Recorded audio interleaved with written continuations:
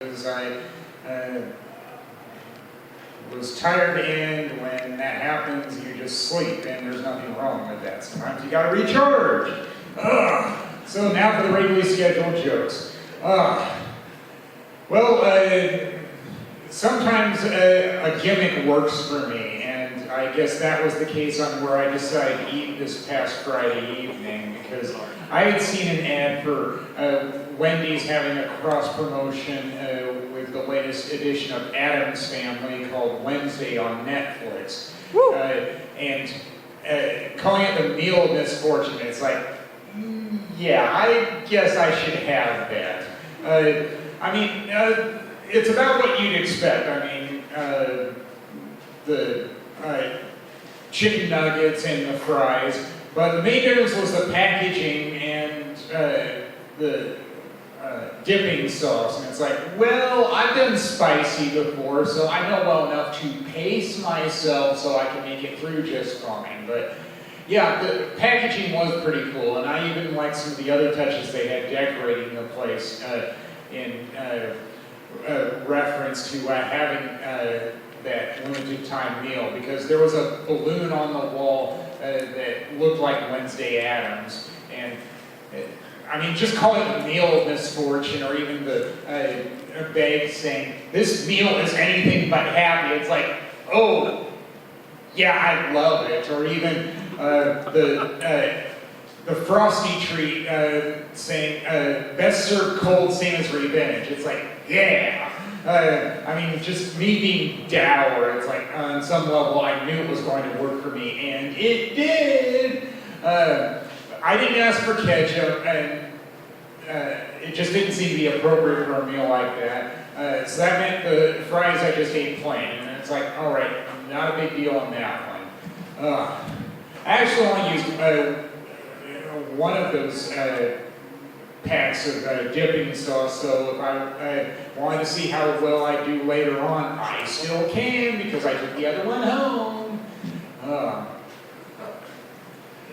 I know the banking place means tails from the bank, like tails from the crypt.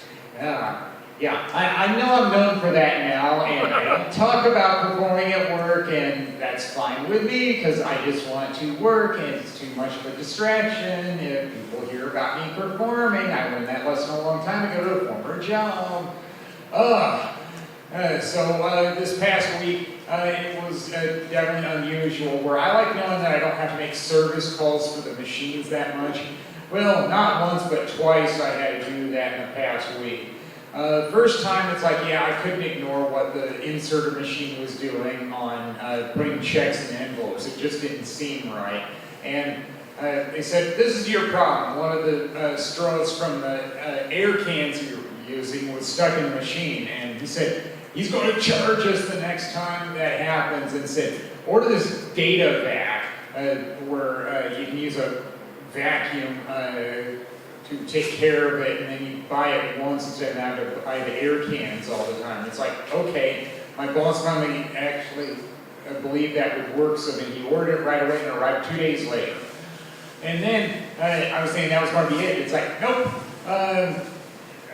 I saw how the machine was leaking fluid, but it was still sealing the envelopes. But it's like, this shouldn't be happening. And then 2 days after that, in the morning, the same tech showed up and took care of it.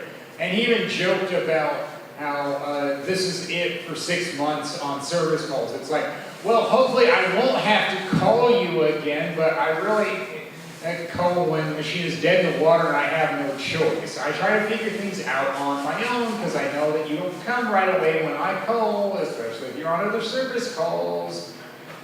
That's not actually my favorite tech, because he tries too hard to be funny.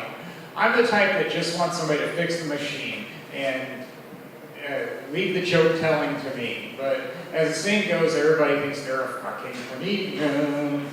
But what are you going to do about that? Not much.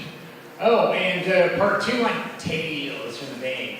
I'm not the type that does knock-knock jokes, but I end up realizing that one colleague will say that when she shows up in the check shop, and it's like, Yeah, I don't have to say who's there, like a typical knock-knock joke, because I know who it is.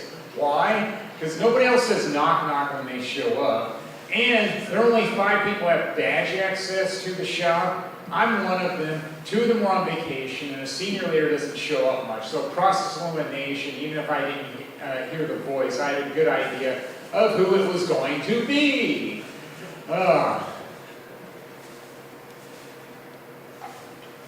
And I remember I did a knock-knock joke about what people would say about my comedy sets.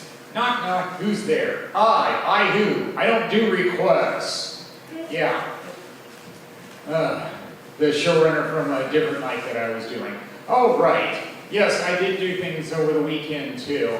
And with somebody like me, where it's challenging to interact with people, it's memorable to say the least on the weird interactions with the general public. I went to see a movie. I saw Superman. It took me a month to see that because I was busy doing other things for a while.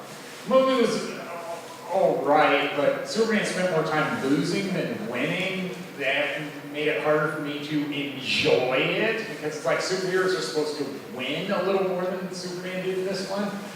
But it was also just as memorable for what happened before the movie, where I pull into my parking spot, I see the movie in Eagan, plenty of free parking in the suburbs, and I stay in my car for a few minutes and I read the page that I printed. And then this dude in a Dodge Ram pickup, pretty big Dodge Ram pickup, shows up and parks right next to me. And I don't get out right away, and I get out after he does, even though I get there first. And he said, "Oh, I didn't know you were there. I'm glad I didn't hit your car." And it's like, Yeah, it was so funny I forgot to laugh, literally. And I told myself, well, what if he was serious about wanting to hit my car? I didn't want to take that chance, even though he thought it was a joke. So I had 10 minutes before my movie started. You know what I did? I moved my car!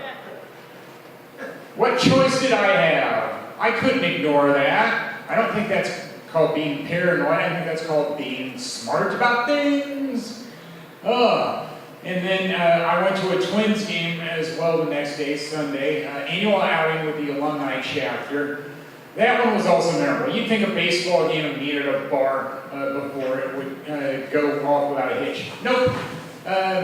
Cups of water got spilled, and I didn't get up in time, and some of it ended up on my pants. And the event coordinator kept apologizing for that. It's like, yeah, I know you didn't mean to, but I can't forget that either.